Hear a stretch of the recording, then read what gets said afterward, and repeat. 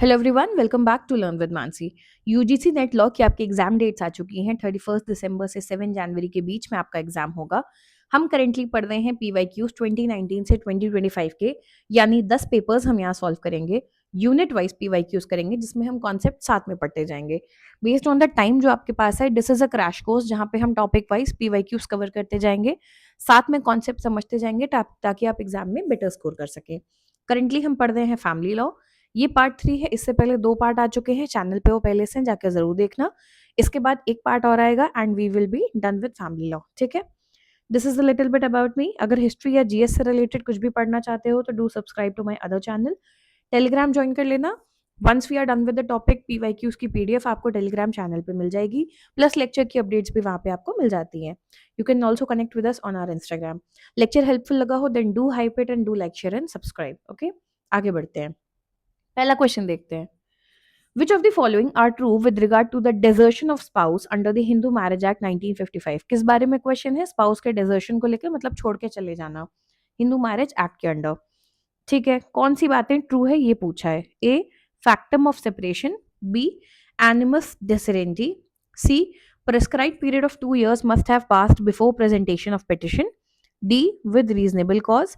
E, without the consent of the petitioner. Combinations है A, C, D and E. Option B है B, C and D. Option C है A, B, सी और ई। और option D है A, B and D. देखो, conceptually समझते हैं। Desertion होता है अपने पार्टनर को छोड़ देना बिना कुछ बताए, बिना कुछ किए। तो इतना तो हमें यही समझ में आ रहा है कि without the consent of the petitioner तो हर हाल में होना चाहिए। अगर मुझसे पूछ के मेरा पार्टनर कहीं जा रहा है तो वो डिजर्शन नहीं हुआ, ठीक है, मेरे कंसेंट के बिना ही जा रहा होगा। तो ई आंसर में हर हाल में होना चाहिए। आपके दो ऑप्शन ऑटोमेटिकली देखो एलिमिनेट हो जाते हैं। This is how you solve the question. एक बात होती है आपको नॉलेज होना, एक बात होती है उस नॉलेज को यूज करके क्वेश्चन को सॉल्व करना। दो ऑप्शन देखो ऑटोमेटिकली एलिमिनेट हो गए। आप ऑटोमेटिकली एक एज पे आ गए कि आप 50% चांस है कि क्वेश्चन सही मार्क करोगे। ए इन दोनों में कॉमन है, ई इन दोनों में कॉमन है और सी भी कॉमन है। अब सवाल अटकता है डी और बी पे। ठीक है, तो बाकियों को ध्यान ही नहीं देना है, डी और बी को बस देखना है। बी चलो मान लेते हैं, आपको मतलब नहीं पता, ठीक है। डी देखते हैं, विद रीजनेबल कॉज। बिल्कुल गलत है। अगर कोई जायज वजह है सामने वाले के पास मुझसे दूर रहने के लिए, छोड़ के जाने के लिए, तो फिर वो डिजर्शन नहीं हुआ। फॉर एग्जाम्पल, अगर एक औरत है और उसका हस्बैंड दुबई में जॉब करता है जिसकी वजह से वो वहां रह रहा है, नौकरी की वजह से, राइट, तो वो डिजर्शन नहीं माना जाएगा। कोई रीजनेबल वजह है उसकी वहां जाने की, तो ये रीजन ट्रू नहीं हो सकता। तो डी नहीं होना चाहिए। तो ऑप्शन क्या बचा? A, B, C and E. तो answer is C, A, B, C and E. देखो, सेक्शन 13 सब क्लॉज 1 में 1 बी में डिजर्शन के बारे में बात की गई है। सेपरेशन होना चाहिए, यस। और ये जो लिखा है एनिमस डिजरेंडी, इसका मतलब होता है इंटेंशन टू डिजर्ट। इंटेंशन है सामने वाले की, नियत थी आपको छोड़ के जाने की, ठीक है। तो ये भी ट्रू है। टाइम पीरियड 2 years ही लिखा है। अब आपको ट्रिक कैसे कर सकते हैं, कभी इसको 2 का 3 कर देंगे मान लो, तो उस केस में सी गलत हो जाता है, ठीक है। तो इस चीज को ध्यान से हमेशा याद रखना। ये भी सही लिखा है। विद रीजनेबल कॉज फॉल्स है and without consent of petitioner true है। तो answer is A, B, C and E only, ठीक है। आगे बढ़ते हैं। Which of the following is not a ground of divorce available to wife under Section 13 subclause 2 of Hindu Marriage Act? Section 13 subclause 2 specifically कुछ चीजें बताता है जहां एक वाइफ को, not to both husband and wife, only wife, उसको divorce के कुछ ग्राउंड्स दिए गए हैं, ठीक है। इनमें से कौन सा वो ग्राउंड नहीं है? तो इससे आपको क्या पता चला? सेक्शन 13 आपको हर हाल में पूरा अच्छे से पता होना चाहिए। कुछ ग्राउंड्स ऑफ डिवोर्स होते हैं जो दोनों के लिए है, और कुछ हैं 13 सबक्लॉज 2 में जो सिर्फ वाइफ के लिए है, ठीक है। Option A, pre act bigamous marriage of the husband, यानी ये एक्ट आने के पहले बाइगैमस मतलब एक से ज्यादा शादियां हस्बैंड की होना। Option B, repudiation of marriage. Option C, cruelty by husband. Option D, husband guilty of rape, sodomy and bestiality. इसका करेक्ट आंसर है सी, क्रुएल्टी बाय हस्बैंड। देखो, सब क्लॉज 2 मैंने अटैच किया बेयर एक्ट, दिया है कि अगर शादी जो है एक्ट के कमेंस होने के पहले हुई थी and the husband had married again before such commencement, जिसका की मतलब यही होता है प्री एक्ट बाइगेमस मैरिज। तो ए तो सही है, हमसे पूछा है नॉट, तो ये आंसर नहीं होगा। रेप्यूडिएशन ऑफ मैरिज भी देखो यहाँ पे मेंशन है कि आपकी एज से पहले शादी करा दी गई थी, तो एज अटेन करने पे रेप्यूडिएट करा दी गई। स्टेटमेंट नंबर डी भी मेंशनड है जहां husband since the solemnization of marriage has been guilty of rape, sodomy और बेस्टियलिटी। तो ये तीनों तो जेन्युइन रीजंस हैं, हमसे पूछा है नॉट। क्रुएल्टी यहाँ पे मेंशन नहीं है। क्रुएल्टी एज अ ग्राउंड दोनों को अवेलेबल है, बोथ हस्बैंड एंड वाइफ, ठीक है। Recently a very famous chef, I am not taking the name, आपने जरूर न्यूज में सुना होगा, क्रुएल्टी के ग्राउंड्स पे उन्हें डिवोर्स दिया गया है कि वाइफ की क्रुएल्टी की वजह से उन्होंने डिवोर्स लिया है। Even the famous cricketer he also got a divorce on the grounds of cruelty. तो आदमियों के लिए भी वैलिड है, ठीक है। आगे बढ़ते हैं। When an unmarried woman adopts a child and subsequently marries, the person who she subsequently marries shall be the, अगर एक अनमैरिड लड़की है, उसने एक बच्चा अडॉप्ट किया और बाद में वो शादी कर लेती है, तो जिससे वो शादी करती है, जो उसका हस्बैंड है, वो उसका बच्चे से क्या रिश्ता होगा? A adoptive father of the child, B stepfather, C natural father, या डी ईदर ए और बी। देखो नेचुरल फादर नहीं हो सकता, ये तो हम सबको पता है, ऑब्वियस सी बात है, क्योंकि नेचुरल फादर मतलब जो आपका बायोलॉजिकल फादर होगा, तो वो बायोलॉजिकल फादर तो बिल्कुल भी नहीं है, तो सी तो एलिमिनेट हो गया। सवाल है या तो ये है या फिर दोनों ही हो सकते हैं। एडॉप्टिव फादर होगा, ओके, सुनने में लग रहा है हो सकता है, या फिर स्टेप फादर। तो ये बात अच्छे से याद रखना, जिसने बच्चा गोद लिया है बच्चा उसी का है, एडॉप्टिव पेरेंट वही है। बच्चा गोद किसने लिया था? एक अनमैरिड लड़की ने। क्या उस समय वो उसका पति था? नहीं। क्या उसकी कंसेंट इन्वॉल्व थी इसमें? नहीं। उसका कोई लेना देना नहीं था इस एडॉप्शन से, वो उस औरत की जिंदगी में बाद में आया है। तो उसके ऊपर इस बच्चे की जिम्मेदारी एज एन एडॉप्टिव फादर डालना सही भी नहीं है, क्योंकि जब आप एडॉप्शन की बात करते हो, you have to understand, adoptive होना मतलब कि आप अगर एडॉप्टिव मदर या फादर हैं, बहुत सारी रिस्पॉन्सिबिलिटीज एंड बहुत सारी ड्यूटीज के साथ आता है। प्रॉपर्टी में राइट्स भी इन्वॉल्व होते हैं, लीगल राइट्स होते हैं, बहुत सारी चीजें हैं। तो ये आप किसी भी इंसान पे रैंडमली नहीं डाल सकते। आप उन आपके ऊपर जिम्मेदारी भी आती है और हक भी। किसी के ऊपर भी आप बच्चे की जिम्मेदारी ऐसे ही नहीं डाल सकते, और ना उस इंसान के कंसेंट के बिना उसको आप वो उसके ऊपर हक भी दे सकते हैं, ठीक है। तो इसलिए हमेशा याद रखना, जो बाद में जिंदगी में आया है वो स्टेप पेरेंट होगा, चाहे फादर हो चाहे मदर हो। तो आंसर इज बी। देखो, सेक्शन 14 क्लियरली बोलता है पॉइंट नंबर 4 में, वेयर अ विडो, ये विंडो लिखा है, वेयर अ विडो और an unmarried woman adopts a child, any husband whom she marry subsequently, यानी बाद में, shall be deem to be the stepfather. Same आदमियों के केस में है, अगर कोई विडोवर या फिर बैचलर बच्चा अडॉप्ट करता है और बाद में शादी करता है, तो जो भी औरत जिंदगी में आएगी वो उन बच्चों की स्टेप मदर होगी, ना कि एडॉप्टिव मदर, ठीक है। ये बात ध्यान रखना। नेक्स्ट, अमंग द मुस्लिम्स शरीरी किस स्टेज को कहते हैं? अब ये कहीं बैराक में नहीं है, ये आपने अपनी क्लासेस में पढ़ा होगा। Option A, when the boy और the girl is below 10 years of age, यानी 10 साल से कम के बच्चे। Option B, when the boy और the girl is above 7 but below 15, यानी 7 से 15 के बच्चे। Option C, when the boy और द गर्ल इज अबव 15, या फिर D, when they are above 10 years of age. तो हमारे ऑप्शंस क्या हैं? 10 साल से कम, 7 से 15, 15 से बड़े, या फिर 10 से बड़े। Correct answer is B, when the boy और the girl is above 7 but below 15 years. इसमें ट्रिक करने का एक तरीका क्या हो सकता है? कहीं पे सिर्फ बॉय दे दिया हो या सिर्फ गर्ल दे दिया हो, ये भी एक गेम हो सकता है, ठीक है। तो ये ध्यान रखना कि दोनों बच्चों पे लागू होता है। Correct answer is B, above 7 but below 15। Muslim personal law जो शरीयत है उसमें शरीरी बोलते हैं स्टेज ऑफ माइनॉरिटी, माइनर बच्चे होते हैं, जहां 7 से 15 साल के बच्चे माने जाते हैं प्यूबर्टी के। They are considered capable of understanding religious and social duties, but वो अभी भी माइनर होते हैं।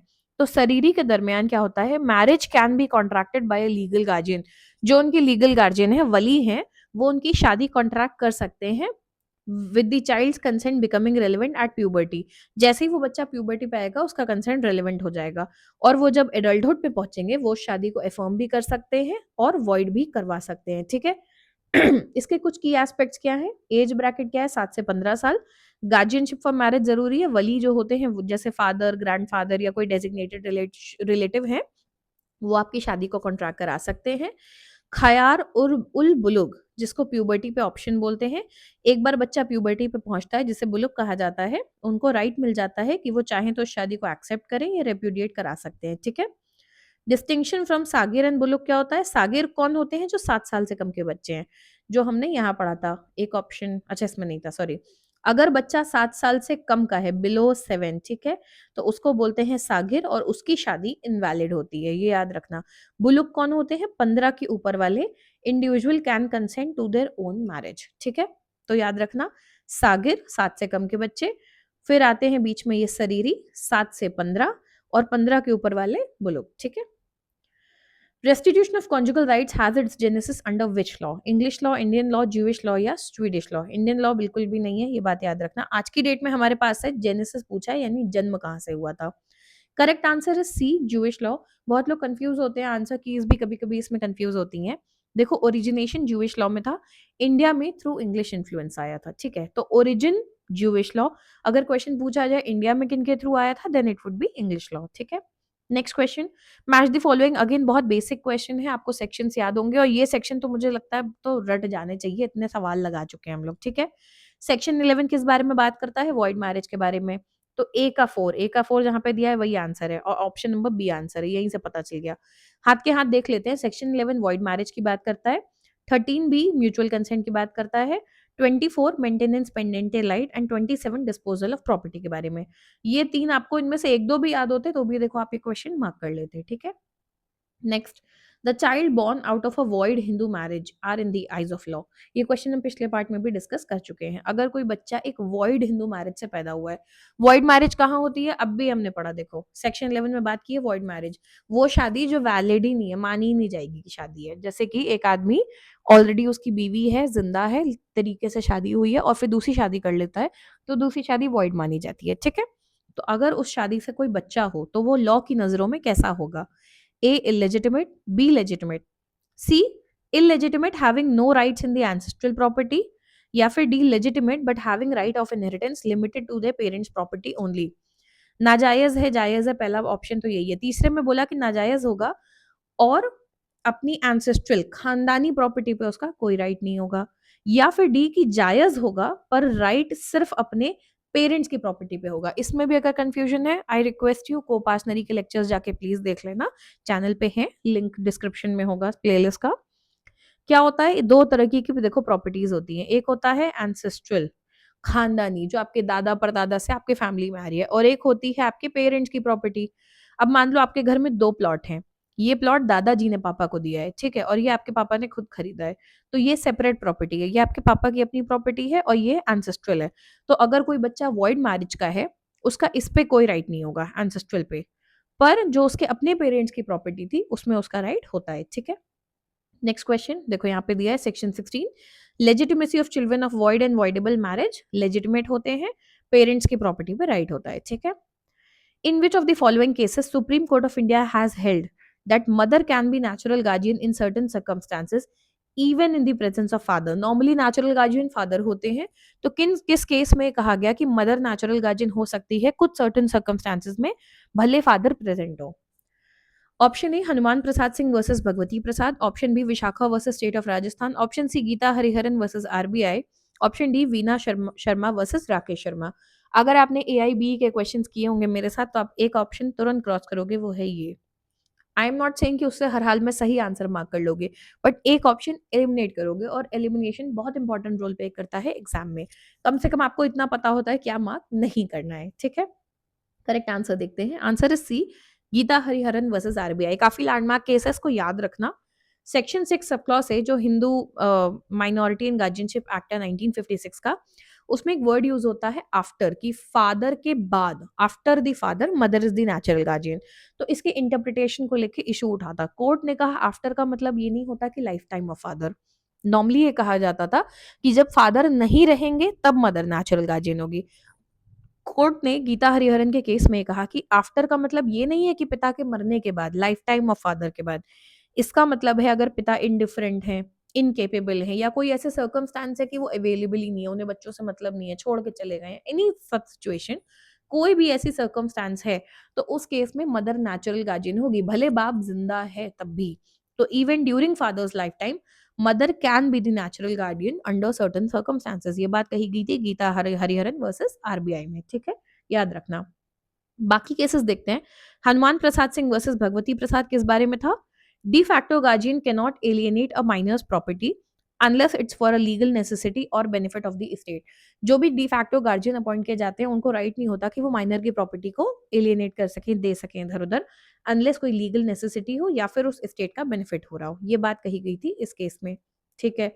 Vishakha versus state of Rajasthan काफी फेमस केस है। इस केस में विशाखा गाइडलाइंस आई थी, सेक्सुअल हरासमेंट से रिलेटेड केस था, prevention of sexual harassment at workplace, 1997 का केस है। वीना शर्मा वर्सेस राकेश शर्मा 2017 का केस है, नया है। Welfare of child is paramount consideration but did not declare mother as natural guardian in presence of father. अगर father present है तो मदर नेचुरल गार्जियन नहीं होंगी, बट ये कहा गया कि सबसे ऊपर किस बात को रखा जाएगा, वेलफेयर ऑफ चाइल्ड को। एआईबी में इससे भी रिलेटेड क्वेश्चन हमने किया है, ठीक है।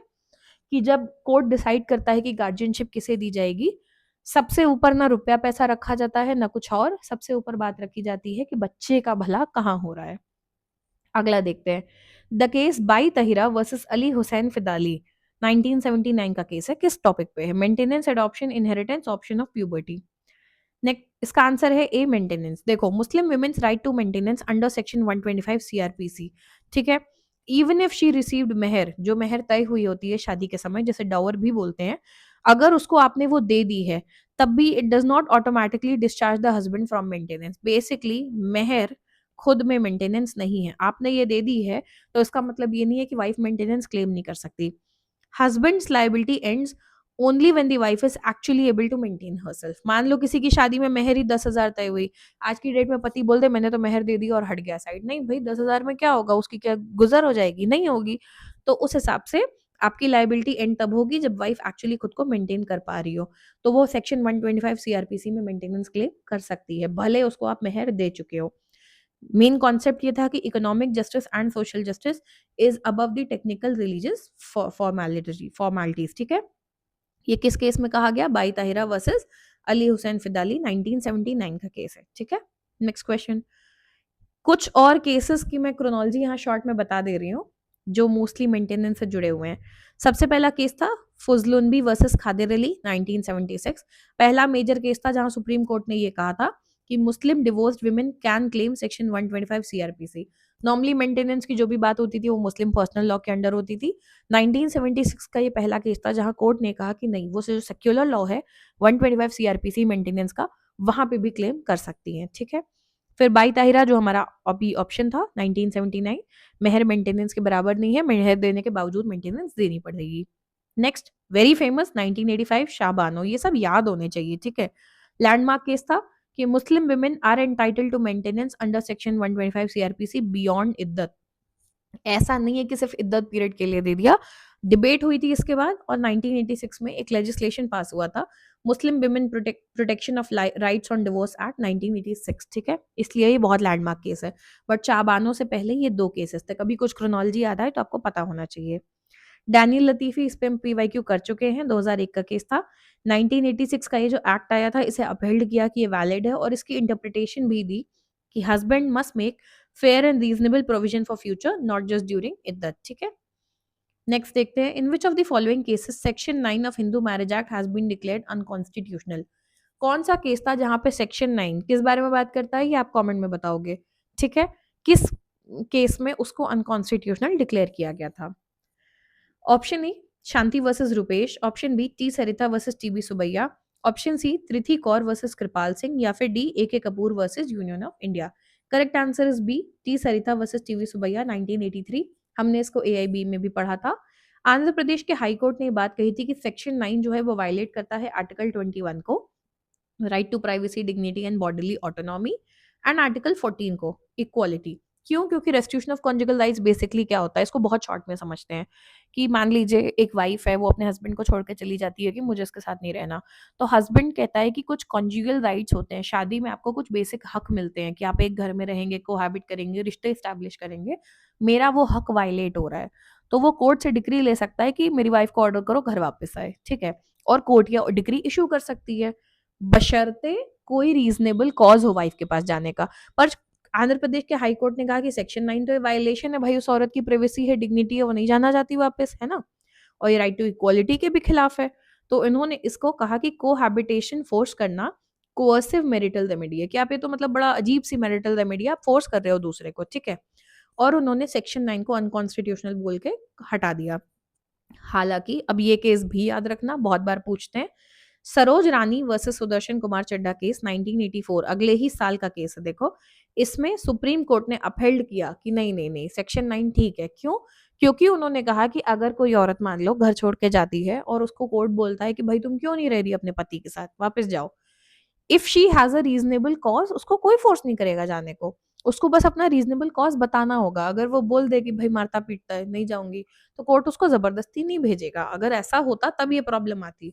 बट क्लियरली एक्ट में लिखा है इफ अगर कोई भी रीज़नेबल वजह नहीं है, कुछ भी रीज़न नहीं है, सिर्फ़ बस छोड़ के चले गए हो और कोई वजह दे भी नहीं रहे हो सामने से आके, उस केस में ही restriction of conjugal rights force में आता है, ठीक है? तो उन्होंने इसको वापस अपहेल्ड किया था। तो ये केस भी याद रखना। टी सरिता में 1983 में हटाया था और सुप्रीम कोर्ट ने सरोज रानी केस में 1984 में वापस लाया था, ठीक है? Next, which of the following statements are correct? हिबा गिफ्ट से रिलेटेड क्वेश्चन है, हमने पिछले पार्ट में भी गिफ्ट से रिलेटेड क्वेश्चन किया था। तो हिबा gift under Muslim law is the immediate and unqualified transfer of the corpus of the property without any return, ठीक है? स्टेटमेंट बी कहता है under Muslim law a gift of immovable properties can be made verbally without recourse to a written document, okay? Option C कहता है a gift of life interest is valid. Option D, gift of life interest is enlarged into an absolute estate. Option E, subject of gift में be corporeal only. कौन से options correct हैं? A and D only, B C D, A B C या C D E? इसका correct answer is A B and C. अब इसको समझो, सारे ऑप्शंस एक एक करके देखते हैं। ऑप्शन ए देखते हैं, हिबा या फिर गिफ्ट, ठीक है? ये बात सही है कि इमीडिएट ट्रांसफर होना चाहिए, अनकंडीशनल ट्रांसफर होना चाहिए, विदाउट एनी कंसिडरेशन, बिना बदले में कुछ लिए। तो गिफ्ट तो यही होता है, immediate unconditional transfer of corpus of property without consideration. तो स्टेटमेंट ए तो सही है। बी की बात करते हैं, हाँ राइटिंग की रिक्वायर्ड नहीं होती मुस्लिम लॉ में। एसेंशियल्स क्या होते हैं?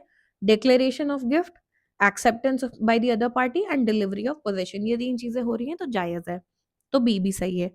सी में बोला कि Muslim law recognizes gift of limited interest, life interest, usufruct. तो बेसिकली ये भी बात सही है क्योंकि हमसे सी में बोला कि लाइफ इंटरेस्ट का गिफ्ट वैलिड माना जाता है। इसका एग्जाम्पल समझो, मेरे पास एक घर है, ठीक है, एक फ्लैट है, मैंने उसे बी को दे दिया कि तुम जब तक मैं जिंदा हूं इस घर में आराम से रहो, कोई दिक्कत नहीं है। क्या मैंने घर बी को दे दिया? नहीं, मैंने उसे घर को एंजॉय करने का राइट दिया। कब तक? जब तक मैं जिंदा हूं। तो जिस दिन मेरी डेथ होती है उसका वो राइट खत्म हो जाएगा, ठीक है? लाइफ इंटरेस्ट का गिफ्ट है, ठीक है? तो ये वैलिड होता है, बिल्कुल वैलिड है। तो सी भी सही है। डी में बोला अ gift of life interest is enlarged into an absolute state. क्या ये अपने आप ऐसा हो जाएगा कि ये घर उसका हो जाए? नहीं। हिंदू लॉ में सेक्शन 14 के अकॉर्डिंग कुछ सर्कमस्टांसेस में ऐसा होता है, एब्सोल्यूट में एनलार्ज हो जाता है, बट मुस्लिम लॉ में ऐसा नहीं है। मुस्लिम लॉ में ऐसा कहीं नहीं लिखा है। क्लियर सी बात है, मैंने घर दिया कि जब तक मैं जिंदा हूं इसमें आराम से रहो, मेरी डेथ होते ही वो राइट खत्म हो जाएगा सामने वाले का एकदम। आगे क्या होगा? क्या वो घर उसके पास ही चला जाएगा? नहीं, वो आगे मेरे एयर्स के पास या जो भी है आगे फॉलो अप होगा, ठीक है? तो it does not convert limited estate into absolute estate. Gifted life interest remains a life interest only, इसलिए ऑप्शन डी गलत है, ओके? और ऑप्शन ई की बात करें तो सब्जेक्ट ऑफ गिफ्ट, देखो इन्होंने कहा सिर्फ कॉर्पोरियल हो सकता है, यानी जो टैंजिबल होते हैं, तो नहीं, इनकॉर्पोरियल भी हो सकता है, जो इंटैंजिबल चीजें जैसे डेट हो गया या और भी चीजें हो गई, ठीक है? Next, who among the following judges of the Supreme Court has authored the judgment in leading case Seema versus Ashwani Kumar 2006 का केस है, which is related to the registration of marriage? अब देखो, ये एक बात यहाँ पे सुन लो, इससे पहले हम इसके सोल्यूशन पे जाए।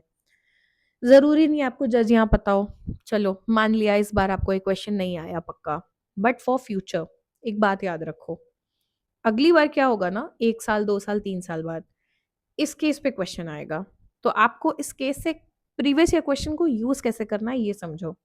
कि आपने देखा सीमा वर्सेस अश्विनी कुमार एक केस है, सिर्फ इसका आंसर मत रट के जाओ कि इस केस में ये थे और आगे बढ़ गए। किस बारे में केस था, किस ईयर में था, टॉपिक क्या था? तो आपको ये इस क्वेश्चन को करने के बाद पता होना चाहिए कि सीमा वर्सेस अश्विनी कुमार 2006 का केस है, रजिस्ट्रेशन ऑफ मैरिज से रिलेटेड है और जजमेंट इन्होंने दी थी। इससे क्या होगा कि अगली बार इसको घुमा के भी पूछा कि क्रोनोलॉजी में लगाने में ये केस कहीं आ गया, या आपसे पूछा कि कौन सा केस है इन 4 ऑप्शन में जो रजिस्ट्रेशन ऑफ मैरिज पे, तो भी आप सॉल्व कर पाओगे। This is how you use PYQs for your benefit, ठीक है? ऑप्शंस देखते हैं, जस्टिस हिमा कोहली, अरिजीत पसायात, दीपक मिश्रा या पीएन भगवती। देखो मैं पीएन भगवती मार्क नहीं करती, थोड़ा टाइमलाइन मुझे ऑड लग रहा है, बट ठीक है, ये क्वेश्चन अगर आता है तो आता है, वरना नहीं आता है, ओके? करेक्ट आंसर क्या है? B, justice Arijit Pasayat. Seema versus Ashwani Kumar 2006 का केस है, registration of marriage is compulsory for all the citizen of India regardless of religion. आप किसी भी धर्म के हो, आपको अपनी शादी को रजिस्टर कराना पड़ेगा, ये कंपलसरी है। क्यों किया गया था? Child marriage, bigamy, desertion of wife या डिनायल ऑफ मैट्रिमोनियल राइट्स ना हो इसलिए, ठीक है। किस केस में privy council has held that doctrine of acknowledgement is a part of the substantial Muslim law of inheritance and not a rule of evidence? किस case में प्रिवी काउंसिल ने ये बात कही थी? Doctrine of acknowledgement. एक्नॉलेजमेंट किसे कहते हैं? स्कूल में कभी फाइल बनाई होगी, याद करो, एक्नॉलेजमेंट का एक पेज हर किताब में हमेशा दिखता है आगे। थैंक यू बोलना या किसी चीज को एक्नॉलेज करते हैं हम, कि हम मान रहे हैं तुमने हमारी मदद की थी। किसी भी बुक को उठा के देखोगे पहला पेज एक्नॉलेजमेंट का दिखता है अक्सर, कि इन्होंने मेरी मदद की, मैं इस बात को मानता हूँ। किसी चीज को एक्सेप्ट करना, एक्नॉलेज करना, इसे कहते हैं, ठीक है। तो कौन से केस में ये कहा गया कि doctrine of acknowledgement is a part of substantial Muslim law of inheritance and ना कि रूल ऑफ एविडेंस? ऑप्शंस देखते हैं। A, S A Hussain versus Rajamma. Option B, Mohammad Amin versus Vakil Ahmad. Option C, Mohammad Allahdad Khan versus Mohammad Ismail Khan. या फिर D, Habibur Rahman versus Altaf Ali. Correct answer is D, Habibur Rahman versus Altaf Ali. Doctrine of acknowledgement समझते हैं इकरार करना, ठीक है। Child's legitimacy can sometimes be established not by evidence but by a formal acknowledgement made by a man. हो सकता है कोई सबूत ना हो, पर अगर आदमी कबूल कर ले, इकरार कर ले कि ये बच्चा मेरा है, तो उसे माना जाएगा, ठीक है। इसे बच्चे को जायज माना जाएगा, ठीक है। सब्सटैंटिव पर्सनल लॉ ही है, पर ये रूल ऑफ एविडेंस नहीं है। एविडेंस इस तरह काम नहीं करता, पर मुस्लिम लॉ में माना जाता है, ठीक है। एसेंशियल्स क्या है इसके लिए, ये भी पढ़ते जाओ। चाइल्ड केपेबल होना चाहिए ऑफ बीइंग लेजिटिमेट। अब मान लो बाप की उम्र 25 साल है, बच्चा 26 साल का है, तो बाप ये कहते हैं नहीं नहीं मेरी औलाद है, लॉजिकल नहीं है, राइट, इस तरीके से। या कोई ऐसी औरत है जो पिछले 5 साल से यूएस में रह रही है, आदमी इंडिया में, और कोई स्कोप ही नहीं है कि वो मिले हो, और वो आदमी कहते हैं नहीं नहीं वो बच्चा मेरा है, तो it does not make sense. कुछ रीजन होना चाहिए टू बिलीव कि हाँ इसका बच्चा हो सकता है, ठीक है। Next, acknowledgement must be clear and unambiguous. कोई भी कंफ्यूजन नहीं होना चाहिए, क्लियर क्लियर एक्नॉलेजमेंट होना चाहिए। जैसे एक होता है किसी को बोलना ये मेरे बेटे जैसा ही है, या एक ये मेरा बेटा है, दोनों बातों में फर्क है, ठीक है। Child must confirm it. अगर वो मेजर है यानी 18 से ऊपर का है, तो बच्चे को भी कंफर्म करना चाहिए कि हाँ ये मेरे पिता हैं। Next, acknowledgement must be voluntary not force. जब किसी को बंदूक की नोक पे नहीं बुलवाना है, वॉलेंट्री होना चाहिए। पैटर्निटी लेटर के नॉट बी डिनाइड। अगर आपने एक बार ऐसा बोल दिया, एक्नॉलेज कर लिया, कल को आप पलट नहीं सकते कि नहीं नहीं मेरी औलाद नहीं है, वो रहेगी, ठीक है। कौन सा केस था? Habibur Rahman versus Altaf Ali. Next, which of the following statement is और are correct? A, dower, dower किसको कहते हैं? मेहर को, is a consideration for the surrender of person by the wife. Option B, dower is technical Anglo-Mohammedan term for its equivalent meher in Arabic. Option C, dower must be fixed at marriage ceremony, otherwise marriage will be void. Option D, where no dower is expressly fixed at the marriage, law confers the right of dower upon wife. कौन सा combination सही है? A and C, A B D, A B C या B and C? Correct answer is A, B and D only. कैसे सारे option देखते हैं? देखो, ऑप्शन ए डॉवर या मेहर। मेहर की अगर बात करें तो हाँ, it is a consideration paid by the husband in return for the wife allowing marital rights. शादी के समय एक रकम तय होती है जो पति अदा करता है पत्नी को, क्योंकि वो उस शादी को हाँ कह रही है, वो मैरिटल राइट्स निभाने के लिए रेडी है, काइंड ऑफ सरेंडर कर रही है, ठीक है। तो उस केस में डॉवर बात सही है। ऑप्शन बी, मेहर हाँ एक अरबिक टर्म है और डॉवर एक एंग्लो मोमडन टर्म है। एंग्लो मोमडन किसे बोलते हैं? जैसे एंग्लो किसी के भी सामने लग जाए तो समझ लो इंग्लिश और उस चीज का कॉम्बिनेशन। जैसे आपने हिस्ट्री में पढ़े होंगे एंग्लो मराठा वॉर, तो ब्रिटिश वर्सेस मराठास, ठीक है। तो एंग्लो मोमडन वर्ड है डॉवर, जो वो यूज करते थे ब्रिटिश लॉज में, ठीक है। Option number C, marriage without fixing dower, पीछे लिखा था वॉइड है, बट ऐसा नहीं है, वो वैलिड होती है। अगर आप फिक्स नहीं करोगे तो वाइफ ऑटोमेटिकली एंटाइटल्ड होती है टू अ प्रॉपर डॉवर, जिसे कहते हैं मेहर है मिसली, ठीक है। तो ऑप्शन सी गलत हो गया, क्योंकि बिना डॉवर तय किए भी शादी वैलिड होती है। Option number D, Muslim law grants proper डॉवर even if not fix, तो ये बात हमने अभी पढ़ी, तो बात सही है। तो answer is A, B and D. Next देखते हैं, असर्शन रीजन का क्वेश्चन है। A bigamous marriage is voidable under the Hindu law. Children born out of void marriage are legitimate children of their parent. हम ये दोनों टॉपिक्स पे question पहले कर चुके हैं पिछले पार्ट्स में। हमें पता है बाइगैमस मैरिज वॉइडेबल नहीं, वॉइड होती है, और वॉइड के साथ साथ पनिशेबल भी होती है। तो this is how you use PYQs. लोग बोलते हैं पीवाईक्यूज कहाँ काम आते हैं? वर्ड टू वर्ड काम नहीं आएंगे और हर क्वेश्चन नहीं लगेगा उनसे, बट देखो आपने पीछे क्लियर क्वेश्चन पढ़ा था बाइगैमस पे, कभी पूछा सेक्शन कौन सा है तो आपको सेक्शन याद करवाया उन्होंने, सेक्शन 17। वॉइड होती है और पनिशेबल होती है, इसके 4 कॉम्बिनेशन थे, तो आपको उस वजह से पता है कि ये स्टेटमेंट गलत है।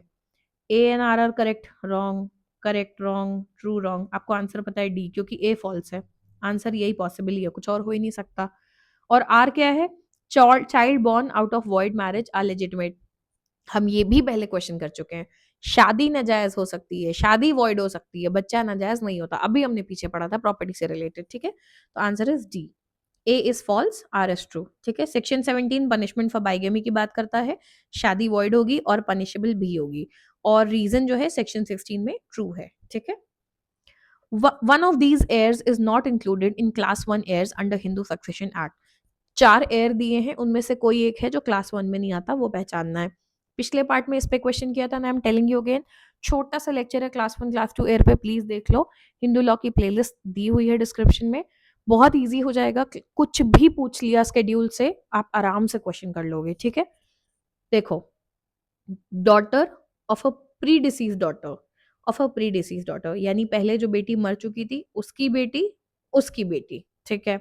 Option B, daughter of a predeceased son of a predeceased daughter, बेटी मर चुकी थी, उसका बेटा वो भी मर चुका था, उसकी बेटी।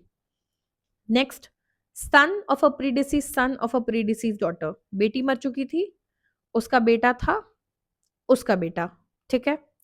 Option D, sun of a predeceased daughter of a predeceased daughter, बेटी मर गई, उसकी बेटी मर गई, उसका बेटा। अभी सुनने में घचर बचर लग रहा है, बट अगर वो लेक्चर कर लोगे आई स्वेयर बहुत आसान हो जाएगा। इसका आंसर देखते हैं, इसका answer is C, son of a predeceased son of a predeceased daughter. Where act में देखोगे क्लास 1 में मेंशन्ड है, 16 लोग होते हैं जो क्लास 1 में आते हैं, बाकी यहाँ क्लास 2 में। उसमें देखोगे ए बी और डी क्लियरली मेंशन्ड है, सिर्फ सी है, ये जो कॉम्बिनेशन है ये नहीं मेंशन्ड है। ऐसे याद रखना बहुत मुश्किल होता है, मैंने बहुत अच्छे से फैमिली चार्ट के थ्रू यूज करके लेक्चर में समझा रखा है, देख लेना, सारे क्वेश्चन कर लोगे जो भी इससे रिलेटेड आएंगे, ठीक है। आगे बढ़ते हैं। With respect to muta marriage amongst Muslims which of the following is और आर करेक्ट, ठीक है। Option A, spouses have no right of mutual inheritance even if one of the spouses dies when if muta is subsisting, okay. Option B, the husband has no right of talaq though the parties are free to terminate it by mutual consent. Option C, children of muta marriage are illegitimate, या फिर option D, both A and B। Correct answer is D, both A and B. तो मुता marriage होती क्या है? It's temporary marriage, contract marriage होती है, temporary nature की होती है, निकाह नहीं है ये, निकाह परमानेंट होता है। तो देखो स्टेटमेंट है, देखो हस्बैंड एंड वाइफ एक दूसरे से इनहेरिट नहीं करते, शादी परमानेंट नहीं है, तो उस बीच में मुता मैरिज चल रही है, उस बीच में भी कोई मर गया तो नहीं, आप एक दूसरे पे इनहेरिट नहीं कर सकते। ऑप्शन बी, नो तलाक, हाँ क्योंकि परमानेंट मैरिज नहीं है तो तलाक भी नहीं होता है, ऑटोमेटिकली खत्म हो जाती है। या तो टर्म एक्सपायर कर गया हो, कितने भी टाइम के लिए हो सकती है, 1 दिन, 1 महीना, 1 साल, कुछ भी टाइम हो सकता है, ठीक है। टर्म एक्सपायर करने पे या फिर दोनों पार्टीज म्यूचुअल कंसेंट से खत्म कर दें, तो हाँ यहाँ पे कोई तलाक नहीं होता। ऑप्शन सी, चिल्ड्रन लेजिटिमेट, पूरा इनहेरिटेंस राइट होता है, इसलिए सी गलत है। इन्होंने बोला लेजिटिमेट, ऐसा नहीं है। मुता मैरिज में अगर बच्चे पैदा होते हैं तो वो जायज होते हैं और उनका इनहेरिटेंस पे पूरा राइट भी होता है, ठीक है। नेक्स्ट क्वेश्चन देखते हैं। देखो मैच दी फॉलोइंग है, फिर से सेक्शंस दिए हैं, बेसिक से मैच करना है, पॉज करो, आराम से पढ़ो और कॉम्बिनेशन चूज करके बताओ। Section 8, section 9, section 6 and section 13 दिए हैं, Hindu minority and guardianship act के, ठीक है। इसका करेक्ट आंसर इज बी। देखो, A. Section 6 talks about natural guardians of a Hindu minor. Section 8 talks about powers of natural guardian. Section 9 talks about testamentary guardian and their powers. And Section 13 talks about welfare of minor to be of paramount consideration. Video को pause करना, जितने sections हैं यहाँ पे इनको ध्यान से पढ़ो और एक बार याद करने की अच्छे से कोशिश करना, ठीक है। आगे बढ़ते हैं। सिमिलर क्वेश्चन देखो, ये भी जून 2023 में ही था, ये भी जून 2023 में। अगेन अब हिंदू मैरिज एक्ट के हैं, तो आपको यानी सेक्शन सबके याद करने हैं और सीक्वेंस में, कई बार क्रोनोलॉजी में लगाने को आ जाते हैं। 10, 12, 9 and 14, this is very easy. कौन सा किस बारे में बात करता है, ठीक है। इसका आंसर इज बी। 9 बात करता है रेस्टिट्यूशन ऑफ कॉन्जुगल राइट्स, 10 बात करता है जुडिशियल सेपरेशन, 12 बात करता है वॉइडेबल मैरिज। ऑटोमेटिकली याद रखो, 11 में वॉइड है, 12 में वॉइडेबल है, और वॉइड वॉइडेबल सब होते होते कहाँ पहुंचोगे? तलाक पे। तो 13 में डिवोर्स है, ठीक है। 13 बी भी याद रखो, म्यूचुअल कंसेंट, ठीक है। एंड सी का 4, section 14 talks about no petition for divorce to be presented within 1 year of marriage, ठीक है। क्वेश्चन देखते हैं। With respect to daughters under class 1 heirs, देखो फिर से क्लास 1 heirs पे क्वेश्चन है, हिंदू सक्सेशन एक्ट में कौन सी बात ट्रू है हमसे पूछा है। Option A, daughters means natural born daughters and not adopted daughters. Option B, stepdaughter is included. Option C, daughter includes posthumous daughter. Option D, unchastity of daughter is a bar to inheritance. हमसे पूछा है सही कौन सा है, यानी majority गलत होंगे। ये देख के पता चल रहा है गलत है कि चेस्ट है अनचेस्ट है इसका कोई इनहेरिटेंस है लेना देना ही नहीं है, तो ये ऑप्शन गलत है। ठीक है, हमसे ट्रू पूछा है। स्टेप डॉटर इज इंक्लूडेड, ये बात भी गलत है, स्टेप डॉटर इंक्लूडेड नहीं होती है। और A, daughter means natural born but not adopted, ये बात गलत है। नेचुरल बॉर्न मतलब आपकी जो अपनी बेटी बायोलॉजिकल है वो तो इंक्लूडेड है, अडॉप्टेड भी इंक्लूडेड होते हैं। ये हमने अडॉप्शन एक्ट में पढ़ा है कि अगर अडॉप्टेड बच्चा है तो वो क्लियरली आपका नेचुरल बच्चे की तरह ही ट्रीट किया जाएगा। तो ये भी बात सही नहीं है, ये भी सही नहीं, ये भी सही नहीं। सी सही है, डॉटर इंक्लूड्स पोस्ट्यूमस डॉटर, जिसकी डेथ हो चुकी है वो भी इंक्लूडेड होती है।